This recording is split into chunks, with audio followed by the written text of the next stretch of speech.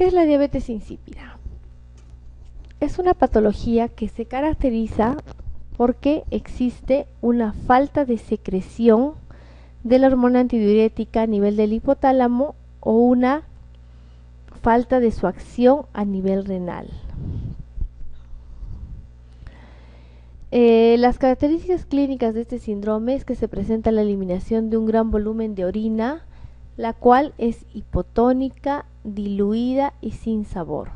De ahí que viene su nombre. El gran volumen urinario se llama diabetes y la orina sin sabor es insípida. Esto nos hace el diagnóstico del nombre de la diabetes mellitus, porque existe también lo mismo, gran volumen urinario, pero este volumen urinario en la diabetes mellitus más bien es hipertónico, concentrado y con sabor a miel. De ahí viene mellitus, dulce. El volumen urinario en estos pacientes suele ser muy alto, generalmente mayor a 4.000 mililitros durante 24 horas. Entonces, al tener gran volumen urinario, hay gran deshidratación y esto va a generar polidipsia y deshidratación. Puede existir un déficit parcial o total de la hormona antidiurética, pero es necesario perder más o menos el 85% de la capacidad secretoria de esta hormona para que se presenten los síntomas. La principal causa a nivel hipotalámico es después de una cirugía de la región celar o paracelar o por un trauma cráneoencefálico de la base del cráneo. La incidencia es más o menos el 6.7% en pacientes neuroquirúrgicos luego de la cirugía de los tumores de esta zona. Y el trauma en el cráneo es frecuente cuando hay trazos de fractura en la base del cráneo, porque es la zona donde se ubica la hipófisis.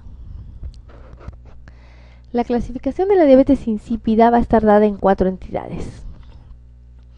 Tenemos a la diabetes insípida hipotalámica, central o neurógena, en la cual no se va a producir adecuadamente la hormona antidiurética en el hipotálamo.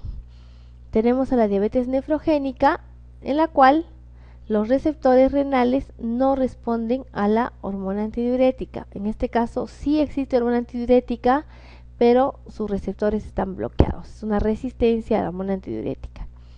La diabetes insípida transitoria del embarazo se va a presentar en estas pacientes porque la placenta va a producir unas enzimas llamadas vasopresinasas, las cuales van a degradar muy rápidamente a la hormona antidiurética, aumentando su metabolismo. Por lo tanto, su función no va a estar adecuada.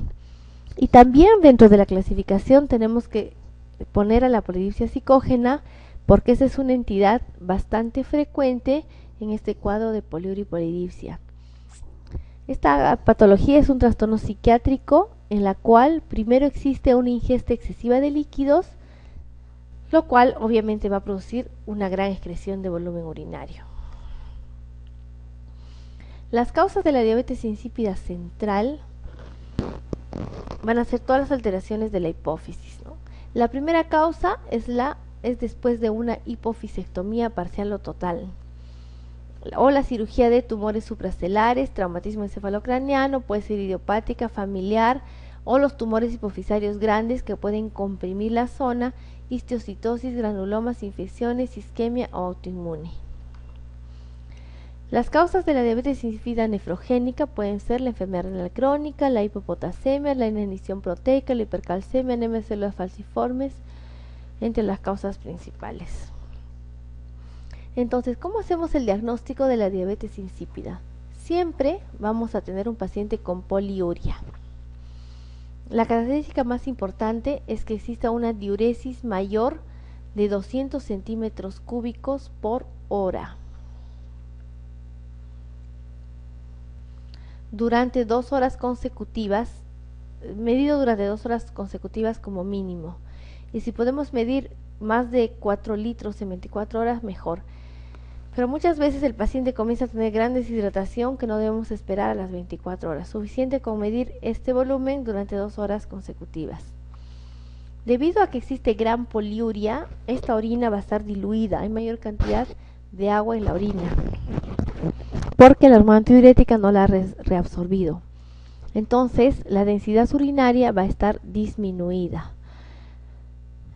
Esto va a generar gran deshidratación, por lo tanto va a haber una concentración de electrolitos en la sangre, lo cual se va a evidenciar por la presencia de sodio sérico aumentado, más de 145 miliequivalentes, es decir, va a existir hipernatremia.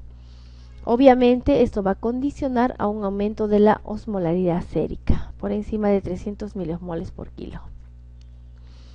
¿Cómo vamos a realizar el diagnóstico? Todo lo anterior es simplemente un diagnóstico de sospecha. Lo primero que debemos hacer es medir el volumen urinario durante 24 horas. Y hay que descartar otras causas de poliuria: diabetes mellitus, uso de agentes osmóticos, hipercalcemia o algunas nefropatías intrínsecas. Y la prueba más específica es la prueba de la sed o la prueba de deprivación de agua. ¿En qué consiste la realización de esta prueba? Pacientes normales en los cuales existe deshidratación tienen que aumentar la hormona antidiurética para ahorrar agua, y el riñón va a eliminar muy poco volumen de orina, ¿no? Eso es lo que sucede, por ejemplo, cuando dejamos de tomar líquido varias horas, el volumen urinario es pequeño. Eso es gracias a la hormona antidiurética, porque al no tomar líquido, la osmolaridad sanguínea va a aumentar y esto va a estimular a la secreción de hormona antidiurética, la cual va a ahorrar agua, va a reabsorber la orina y esta va a ser en muy poco volumen. Pero en personas que tienen diabetes insípida, cuando está en deshidratación, el riñón va a continuar eliminando grandes cantidades de volumen urinario. Porque como no tienen hormona antidiurética, entonces puede ser que la osmolaridad esté aumentada, es hiponatremia, pero el riñón va a seguir eliminando el líquido porque la hormona antidiurética no actúa. Entonces utilizamos este fundamento fisiológico para realizar esta prueba. Esta prueba siempre se debe realizar con el paciente hospitalizado. Se debe realizar durante las primeras horas de la mañana. El paciente no debe ingerir ningún alimento ni líquidos durante la prueba, porque justamente es una prueba de deshidratación. La duración de la prueba es variable, puede durar 3-4 horas cuando es una diabetes completa, diabetes insípida completa, pero cuando es parcial puede durar hasta 18-20 horas. Y hay que registrar los datos en una tabla siempre.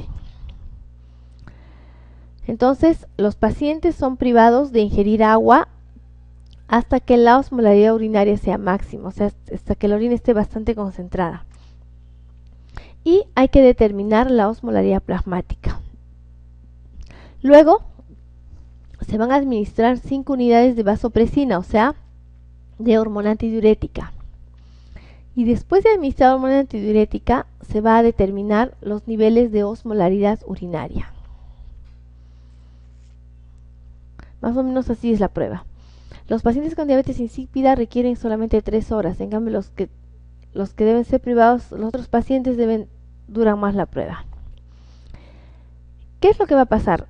En la diabetes insípida central o hipotalámica, la osmolaridad urinaria va a ser menor a la osmolaridad plasmática con la prueba de deprivación de agua. Definitivamente, en estos pacientes la orina va a seguir siendo en gran volumen y por lo tanto la osmolaridad plasmática también se va a concentrar, pero va a ser menor en relación a la urinaria. Y la osmolaridad urinaria va a aumentar, o sea, se va a normalizar por lo menos en un 50% después de administrar vasopresina. ¿Por qué? Porque le estamos administrando la hormona antidiurética que le falta. Como no produce hormona antidiurética, si le doy hormona antidiurética, entonces la osmolaridad urinaria va a aumentar, se va a concentrar más la orina y el volumen urinario obviamente va a disminuir. Pero en la diabetes insípida nefrogénica, la diferencia está en que no va a aumentar la osmolaridad urinaria con la inyección de vasopresina. ¿Por qué? Porque el problema aquí son receptores. Le puedo dar mucha hormona antidiurética, pero esta no va a responder. En la polidipsia primaria van a concentrar la orina solo ligeramente, porque el paciente, debido a la gran ingesta de agua que ha tenido, va a tener previamente un lavado del intersticio de la médula renal, entonces su función de concentrar orina está disminuida.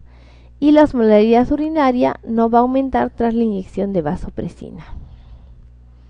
En los déficits parciales, la osmolaridad urinaria inicial va a ser mayor de la osmolaridad plasmática. Y la osmolaridad urinaria tras la inyección de vasopresina solamente va a aumentar en 40 a 50%.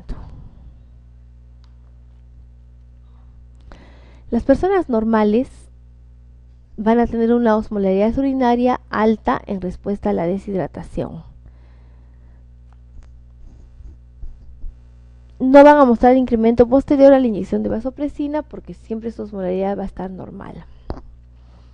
Los pacientes con polidipsia primaria son capaces de concentrar la orina solo ligeramente después de la deprivación de agua debido al lavado del intersticio renal.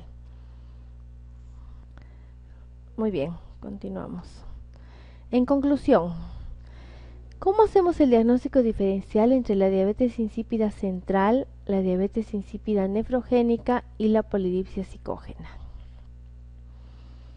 Primero, en ambos casos de diabetes insípida, la osmolaridad plasmática va a estar aumentada debido a la deshidratación. En cambio, la polidipsia psicógena va a estar disminuida porque el paciente ingiere gran cantidad de líquidos. Otra diferencia es que la osmolaridad urinaria en la deshidratación va a estar normal o disminuida en la diabetes insípida, pero va a estar aumentada en la polidipsia psicógena. Y cuando administramos la vasopresina, la osmolaridad urinaria en la diabetes insípida va a aumentar. En cambio, la nefrogénica no va a aumentar y en la polidipsia psicógena va a estar también aumentada. Y si hacemos un dosaje de los niveles de vasopresina plasmática, en la diabetes insípida central y en la polidipsia psicógena va a estar disminuida y en la diabetes insípida nefrogénica, de hecho, va a estar alta porque produce más cantidad para tratar de mejorar la alteración. ¿Cuál es el tratamiento de la diabetes insípida? Si se trata de una diabetes insípida central, es decir, hipotalámica, esta diabetes insípida va a producir una disminución en la secreción de hormona antidiurética. Entonces hay que darle la hormona antidiurética que necesita. En el mercado tenemos el acetato de desmopresina o vasopresina, que es de elección. Ese es el tratamiento de elección, sobre todo si estamos frente a una diabetes insípida completa. Tenemos la vía intranasal, en la cual se administra mediante unos aplicadores dentro de las fosas nasales. Este es el tratamiento de elección. También existe hormona antidiurética en forma subcutánea o bioral, pero la respuesta no es muy adecuada. En los casos en que se trate de una diabetes insípida parcial, el fármaco de elección es la carbamazepina. Este fármaco es un anticonvulsivante, pero también estimula la liberación de hormona antidiurética. Entonces, se podría utilizar cuando hay una deficiencia parcial. El control de la osmolaridad urinaria y sodio sérico se debe realizar cada 3 meses en estos pacientes. La diabetes insípida nefrogénica se trata con diuréticos. De elección tenemos a los diuréticos tiacídicos o la amilorida. El que tenemos a disposición es la hidroclorotiazida. En realidad, existe en este caso una respuesta paradójica, porque si recordamos, la diabetes insípida cursa con volumen urinario aumentado y los diuréticos también aumentan el volumen urinario.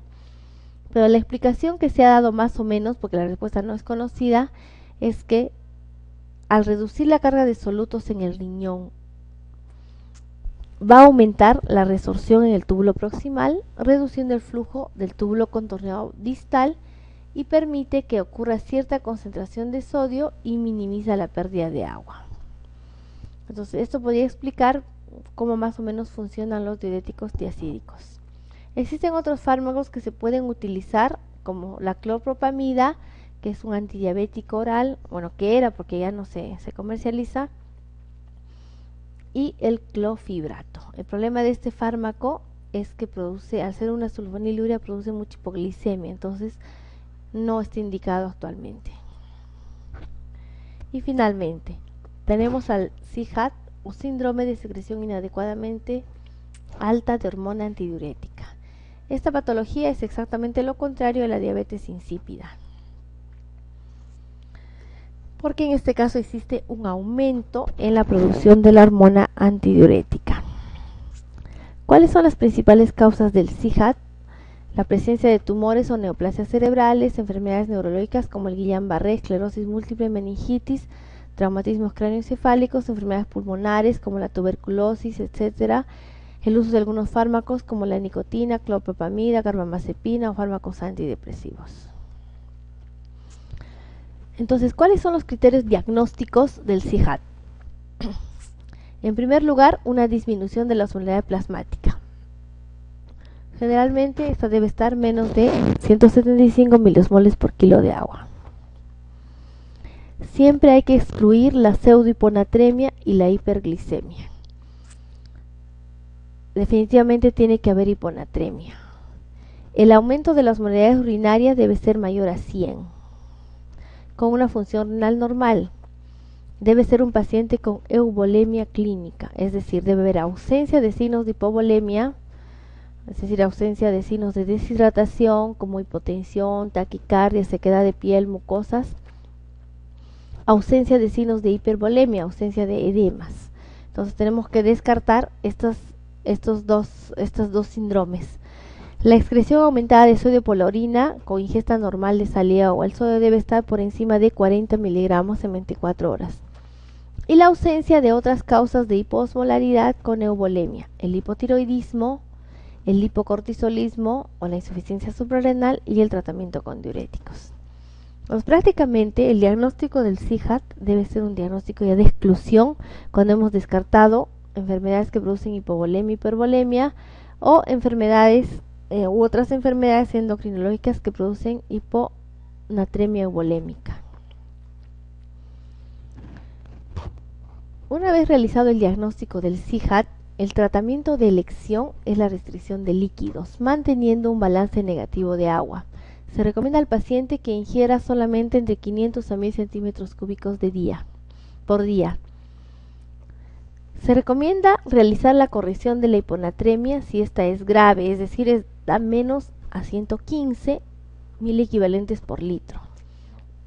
No olvidarse que el aumento del sodio siempre debe ser lento para evitar la mielinolisis póntica.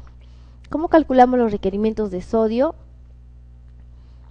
Es con esta fórmula: 125 menos el sodio medido, 110, 100, de acuerdo a lo que se encuentre, por 0.6 por peso. Es decir, el objetivo es llegar solamente a 125 de sodio. La terapia farmacológica solamente se utiliza cuando la terapia no responde a las medidas anteriores, ¿no? O sea, es decir, a la restricción de líquidos o a la corrección de hiponatremia grave. Se puede utilizar la demeclociclina, que es un derivado de la tetraciclina. Podemos utilizar la fluorocortisona, que es un mineralocorticoide, o la furosemida a dosis bajas. Pero la mayoría de pacientes solamente responden a la restricción de líquidos y con la corrección de la hiponatremia mejoran su pronóstico.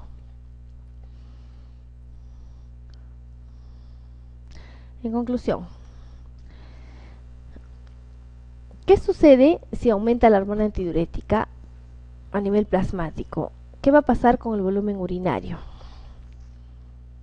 Va a estar disminuido. Por lo tanto, el volumen plasmático va a estar aumentado. ¿Esto qué va a pasar? ¿Qué va a generar en las concentraciones de sodio? Van a estar disminuidos, va a haber hiponatremia. Esto es lo que sucede en el SIHAT. Lo contrario, si la hormona antidiurética disminuye, ¿qué va a suceder con el volumen urinario? Va a aumentar.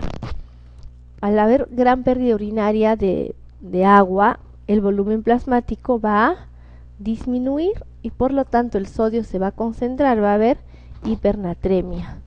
Esto es lo que sucede en la diabetes insípida. Entonces, como podemos ver, la diabetes insípida es exactamente lo contrario del síndrome de secreción inadecuada de hormona antidiurética, ¿no? En la diabetes insípida hay deficiencia de hormona antidiurética y en el CIJAD hay un aumento en la concentración de la hormona antidiurética. Aquí podemos ver las diferencias entre ambas patologías. La diabetes insípida, es decir, ADH insuficiente, se va a caracterizar por poliuria, más de 30 mililitros por kilo por día, deshidratación, convulsiones, alteraciones del sistema nervioso central. La densidad urinaria va a estar disminuida debido a que existe un gran volumen urinario. La osmolalidad urinaria también va a estar bastante disminuida. Existe hipernatremia, hipercalemia, hipopotasemia, osmolalidad plasmática va a estar muy aumentada y la prueba de deprivación de agua es positiva. En el CIJAD, donde existe un aumento de la hormona antidiurética, hay confusión, letargia, convulsiones o coma, depende de los niveles de sodio. La osmolalidad urinaria va a estar concentrada, el sodio urinario también va a estar alto, hay un aumento de la hormona natriurética o supresión de la aldosterona. El sodio plasmático está disminuido, siempre hay hiponatremia, la osmolalidad plasmática también está disminuida. La concentración de electrolitos también están disminuidos y la creatinina es normal y el ácido úrico está disminuido. Muy bien. ¿Cuál de las siguientes es la causa más frecuente de la diabetes insípida central? La respuesta es después de la cirugía de los tumores hipotálamo hipofisarios. Ante un paciente con un sodio en plasma de 125, hiponatremia, osmolalidad plasmática disminuida, osmolalidad urinaria superior a 100, un sodio en orina elevado de 50, un ácido úrico bajo, debemos sospechar de, todas son características del CIJAD. No se olviden que el CIJAD siempre comienza con la hiponatremia y esto se confirma con los niveles de sodio urinario aumentados. El CIJAD puede agravarse por, hemos dicho que una de las principales causas del CIJAD es el uso de algunos antineoplásicos, en este caso la ciclofosfamida. En relación a la diabetes insípida es falso. La prueba de deshidratación se suspenderá cuando pierda un 10% del peso inicial. Ha sido descrito un origen autoinmune en algunos casos, esto es verdadero. El tratamiento de la diabetes insípida nefrogénica comporta la utilización de diuréticos, verdadero. La lisina vasopresina no es la hormona antidiurética natural humana, verdadero, porque este es un análogo de vasopresina. Y la poliuria se debe de la diabetes insípida, no respeta el sueño. Eso es verdadero, porque esto se nos hace la diferencia incluso con la polidipsia psicógena. El paciente con diabetes insípida, despierto o durmiendo, siempre va a tener poliuria. En cambio, por la polidipsia psicógena, durante las horas de sueño está tranquilo. De todo esto es falso esto. La prueba de deshidratación está indicado suspenderla cuando se pierda 3% del peso. Si vamos a esperar el 10%, el paciente se nos puede morir. Varón de 25 años con alioinjerto renal y antecedente de absceso intracraneal. Presenta poliuria. En la prueba de deshidratación, ya nos está hablando de esta prueba, aquí en la estamos haciendo, hay pérdida de peso, osmolaridad urinaria sin variación, aumento de la osmolaridad sérica e hipernatremia. Hasta aquí el diagnóstico de sospecha es una diabetes insípida. Se administra desmopresina o vasopresina. No varía la osmolaridad urinaria. Si no varía la osmolaridad urinaria, es diabetes insípida central o nefrogénica, entonces es una nefrogénica, porque cuando administramos vasopresina, la osmolaridad urinaria debería aumentar, ¿no? Se concentra la orina. En cambio, la nefrogénica, como no hay receptores, no responde a la desmopresina. En este caso, ¿cuál sería el tratamiento de la diabetes insípida nefrogénica? Es la hidroclorotiazida. El medicamento más útil para tratar la diabetes insípida central es vasopresina o desmopresina. De los siguientes datos, ¿cuál no suele estar presente en un CIJAT? Edemas, hiponatremia dilucional, incapacidad para secretar agua libre, secreción de renina suprimida, función renal normal. Entonces habíamos dicho que en un en un CIJAT siempre hay que descartar los signos de deshidratación o de hiperhidratación, en este caso los edemas. Entonces la respuesta es la A. ¿Cuál es el tumor que sintetiza con mayor frecuencia ADH ectópico? De todos estos, el carcinoma bronquial de células de avena puede producir hormona antidiurética ectópica. Señale cuál de las siguientes drogas no debería usarse en caso de CIJAT. Está indicada la demeclociclina, la difenilidotoína, carbamazepina, carbonato de litio, furosemida. Entre las causas de CIJAT tenemos a la carbamazepina, que más bien aumenta la secreción de hormona antidiurética, que de por sí ya está aumentada. Entonces no se debe utilizar carbamazepina. En el CIJAT, ¿cuál de las siguientes medidas no es útil? Salino hipertónico, doxiciclina, carbonato de litio, furosemida, restricción hídrica. La doxiciclina no está descrita. También es una tetraciclina, pero está descrita la demeclociclina. ¿Cuál de las siguientes es la causa más frecuente de diabetes insípida central? Esto ya lo hemos visto. Ante un paciente de 20 años sin particulares antecedentes que acude por polir y polidipsia de 6 litros, sin más sintomatología y presenta una osmolaridad urinaria de 25. La osmolaridad urinaria está bastante disminuida, hay gran pérdida urinaria, entonces ahí ya estamos sospechando de una diabetes insípida. Se iniciará tratamiento con desmopresina intranasal, se practicará una prueba de sobrecarga oral de glucosa, se practicará una prueba de la C, se iniciará tratamiento con hidroclorotiazida, se remitirá al psiquiatra. Entonces, ante un síndrome de polidipsia, sobre todo con osmolaridad urinaria baja, tenemos que realizar la prueba de deprivación de agua, es decir, la prueba de la Z, para hacer el diagnóstico diferencial. Gracias.